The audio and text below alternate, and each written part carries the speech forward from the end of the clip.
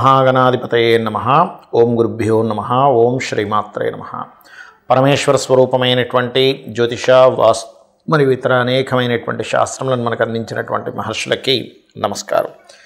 హయగ్రీవ హయగ్రీవ హయగ్రీవేతి యో వదేత్తస్య నిస్సరతే వాణి జనుకన్యా ప్రవాహవత్.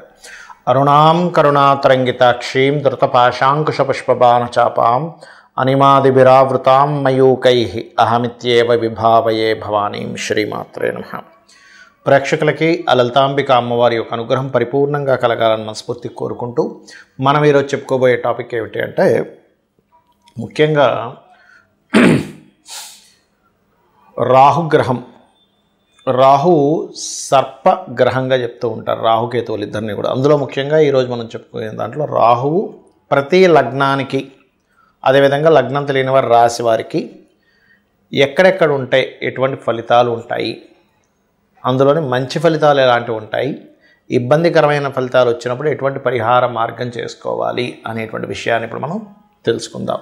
అయితే ఈ విషయాలు చెప్తుంది నేనైనప్పటికీ కూడా చెప్పేసింది సాక్షాత్ లలిత అమ్మవారిగా భావిస్తూ ఒక్కొక్క లగ్నము గురించి మనం తెలుసుకుందాం. కర్కాటక లగ్నము, కర్కాటక రాశి. ముఖ్యంగా మీకు లగ్నంలో కనుక రాహు ఉన్నట్లయితే ఎప్పుడైనా గుర్తుపెట్టుకోండి, జలగండం వస్తుంది. కాస్త జల ప్రదేశాలు వెళ్ళినప్పుడు పర్టికులర్గా జాగ్రత్తగా ఉండాలి. లేదా కొంతమందికి ఇల్యూజన్ తెలుస్తుంది, లేనటువంటి విషయాన్ని ఏదో ఉందేమో, ఏదో అవుతుందేమో తెలియని ఒక చిన్న చిన్న భయాలు ఇస్తూ ఉంటుంది. కాకపోతే ఇక లగ్నాధిపతి కనుక స్ట్రాంగ్గా ఉన్నట్లయితే ఈ యొక్క దోషం పోతుంది. ఇక ధనస్థానంలో మీకు రాహు ఉన్నాడు. ఇక్కడ కొంతవరకు గవర్నమెంట్ తండ్రి తరపు వారికి తెలియని చిన్న చిన్న డిస్టర్బెన్స్ ఇస్తూ, ఆ రవి కనుక బాగుంటే ఇదే రాహు విదేశాల్లో గవర్నమెంట్ జాబ్స్ కూడా చేసే యోగాన్ని ఇస్తుంది. ఇక మూడో స్థానంలో రాహు ఉన్నాడు మీకు. ఉదాహరణకి ఇక్కడ మాత్రం ట్రేడింగ్ రిలేటెడ్, అంటే అలానే షేర్ మార్కెట్ ట్రేడింగ్ కాదు, ఎనీథింగ్ మార్కెట్లో విషయాలు, మార్కెటింగ్ చేసే ఇట్లాంటి విషయాలు అద్భుతమైనటువంటి యోగం. నాలుగో స్థానం రాహు పర్టికులర్గా వివాహం తర్వాత మీకు గృహయోగాన్ని, లగ్జరీ యోగాన్ని ఇస్తుంది. అదేవిధంగా విదేశాలకు వెళ్ళి చదువుకునేటువంటి యోగం, అందులో ముఖ్యంగా ఫ్యాషన్ రంగాల్లో మంచి విద్యాయోగాన్ని ఇస్తుంది. పంచమ రాహు మాత్రం మీకు కాస్త ఈ సంతాన సంబంధించినటువంటి విషయంలో కాస్త జాగ్రత్తగా ఉండాలి. అదేవిధంగా ఫ్రెండ్స్తో ఆన్లైన్లో కొత్త కొత్త ఫ్రెండ్స్ ఏర్పడుతుంది, ఆ ఫ్రెండ్షిప్స్ వల్ల ఇబ్బంది వస్తుంది అనేటువంటి ఫ్రెండ్స్ వల్లే ప్రమాదం వస్తుంది. ఆరో స్థానంలో ఉండేటువంటి రాహు ఏంటి అని చూసుకున్నట్లయితే పర్టికులర్గా ఈ 6లో ఉండేటువంటి రాహు ఇది కొంచెం కోర్టు కేసు వ్యవహారాల మీద గెలుపునిస్తుంది. కాకపోతే సప్తమ రాహు మాత్రం వివాహ సంబంధించిన విషయంలో సంబంధాల దగ్గర దాకా వచ్చి వెనక్కి వెళ్ళడం అనేటువంటి జరుగుతూ ఉంటుంది. కాస్త వీళ్ళకు కూడా కొంచెం ఇంట్యూషన్గా ఉండడం కొంత వీళ్ళు సప్తమ రాహు ఉన్నప్పుడు జరుగుతూ ఉంటుంది. అష్టమంలో ఉండే రాహు మాత్రం పర్టికులర్గా జల ప్రదేశాలు వెళ్ళినప్పుడు జాగ్రత్తగా ఉండాలి. భాగ్యంలో మీకు కనుక రాహు జరుగుతున్నప్పుడు, అంటే మీకు రాహు ఉన్నట్లయితే పర్టికులర్గా ఇది కొంతవరకు చేసేటువంటి పూజాది విధానాల్లో తెలియకుండా ఎక్కడో తప్పిదం చేయడం వల్ల ఇబ్బంది పడుతూ ఉంటారు. కాబట్టి పితృదేవతలను ఎక్కువగా ఆశ్రయించాలి. దశమంలో ఉండేటువంటి రాహు కర్కాటక లగ్నానికి ఉద్యోగ సంబంధించిన విషయంలో అక్కడ ఉండేటువంటి కొలీగ్స్తోనే కొంత గొడవలు, లేనట్లయితే బాస్తో తెలియని, ఇక్కడ పర్టికులర్గా కర్కాటకం వారికి రవి కూడా పాడైనట్లయితే బాస్తో కూడా తెలియని చిన్న చిన్న మిస్అండర్స్టాండింగ్స్ జరుగుతుంటాయి.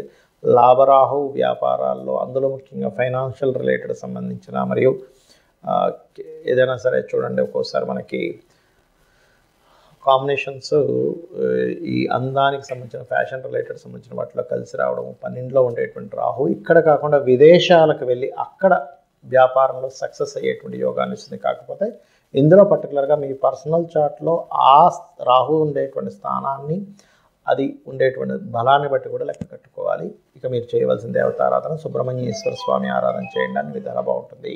ఇక్కడ రాహువు కేతువు ఛాయాగ్రహాలుగా చెప్పబడింది శాస్త్రంలో.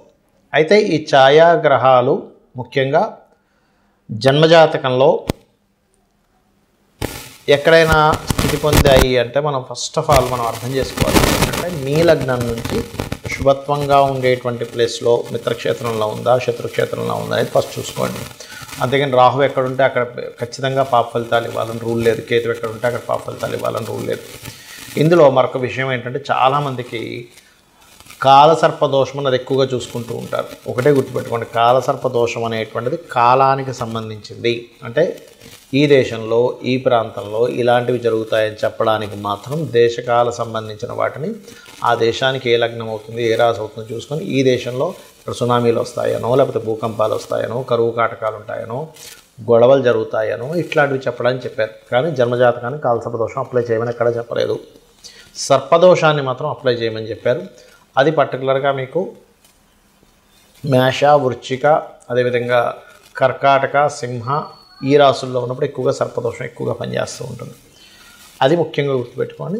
ఎవరికైనా సర్పదోషం ఉంది, ఇప్పుడు మనం ఇప్పటివరకు కొన్ని లగ్నాల గురించి చెప్పుకుంటూ వచ్చాం. ఈ లగ్నం వాళ్ళకైతే ఇది ఈ ప్లేస్లో ఉంటే ఇది అని. కానీ లగ్నము, నక్షత్రము, రాశి ఏమీ తెలియదు. అప్పుడు ఏం చేయాలి అంటే సింపుల్గా మీకు సర్పదోషం ఉంది లేదు అనేటువంటిది సిమ్టమ్స్ ఏమిటి అంటే, ఒకటి విపరీతమైన కోపం వస్తూ ఉంటుంది. చిన్న చిన్న విషయాలకు కోపం రావడం జరుగుతూ ఉంటుంది. సంథింగ్ నెగటివ్ ఎనర్జీ తొందరగా మీకు అట్రాక్ట్ అవుతూ ఉంటుంది సర్పదోషం ఉన్నప్పుడు.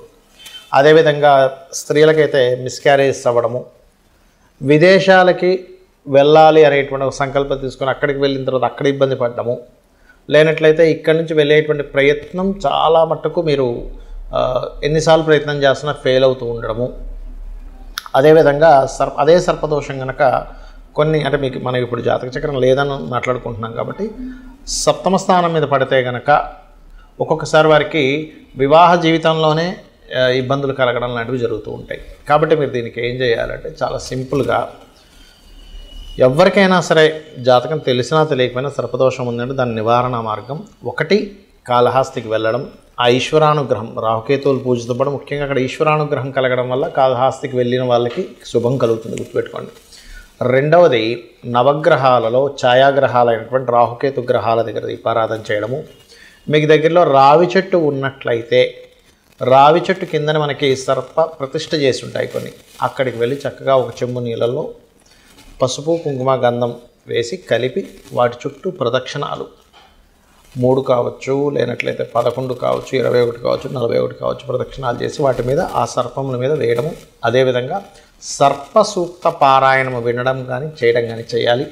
మరియు దీంతోపాటు ముఖ్యంగా మీరు చేయవలసినటువంటిది రాహువుకి అధిష్టాన దేవత అయినటువంటి దుర్గాదేవి యొక్క ఆరాధన, కేతువుకి అధిష్టాన దేవత అయినటువంటి గణపతి యొక్క ఆరాధన చేయాలి. అయితే ఇక్కడ ఎవరికైనా పర్టికులర్గా ఈ రాహుకేతువుల యొక్క ప్రభావం మరింత ఎక్కువగా ఉందండి, ఏం చేయాలి అని అనుకుంటే కనుక సింపుల్గా ఏం లేదు, మీరు కనీసం 6 నెలలకు ఒక్కసారైనా సరే కాళహస్తికి వెళ్ళి వస్తూ ఉండండి. ఈశ్వరానుగ్రహం ద్వారా కూడా దాని ప్రభావం పూర్తిగా తగ్గుతుంది. మరొకటి ఏంటంటే ఈ రాహుకేతువులు గోచారంలో సంచరించేటప్పుడు కూడా మీ లగ్నం నుంచి ఎన్నో స్థానంలో సంచరిస్తున్నాడో చూసుకోవాలి. అందులో ప్రధానంగా ధనస్థానంలోకి వచ్చినప్పుడు కొంచెం ఫైనాన్స్ విషయంలో జాగ్రత్తగా ఉండడము, 3వ స్థానంలోకి వచ్చినప్పుడు అగ్రిమెంట్స్ విషయంలో జాగ్రత్తగా ఉండడము, 4వ స్థానంలోకి వచ్చినప్పుడు పర్టికులర్గా మీరు ఏదైతే ప్రాపర్టీస్ కొనుగోలు చేసేటువంటి విషయాల్లోని ఇట్లాగా ఒక్కొక్క స్థానాన్ని బట్టి ఆ పర్టికులర్ ఇయర్లో, ఎందుకంటే 1.5 ఇయర్ ఉంటాడు కాబట్టి ఆ పర్టికులర్ ఇయర్లో గోచారంలో వచ్చేటువంటి రాహుకేతువుల యొక్క ప్రభావాన్ని చూసుకోవాలి. అంటే కేతు కనుక అలా వచ్చినప్పుడు ఒకరికి రాహు కనుక వచ్చాడు 4th హౌస్లో, 2nd హౌస్లో, అలాంటప్పుడు అక్కడ అది కొంచెం ఆ యొక్క విషయాల్లో ఆశను పెంచడము ఇట్లాంటివి ఇస్తూ ఉంటుంది. బట్ ఏదేమైనప్పటికీ కూడా మీ పర్సనల్ చార్ట్లో ఉండేటువంటి కాంబినేషన్స్ని, గోచారంలో ఉండేటువంటి గ్రహాలని మిళితం చేసుకొని చూసుకోవాలి. ఇక ఈ యొక్క రెమెడీ చేసుకుంటూ గోశాలకు వెళ్ళి ఏదైనా చేయాలి అనుకుంటే గోవులకి బెల్లంతో కూడినటువంటి 4 ఉండల్లా తయారు చేసి గోవు తినిపించండి, మరియు గ్రాసము తినిపించండి. రాహుకేతువుల దోషం అనేటువంటి పూర్తిగా తగ్గుతుంది.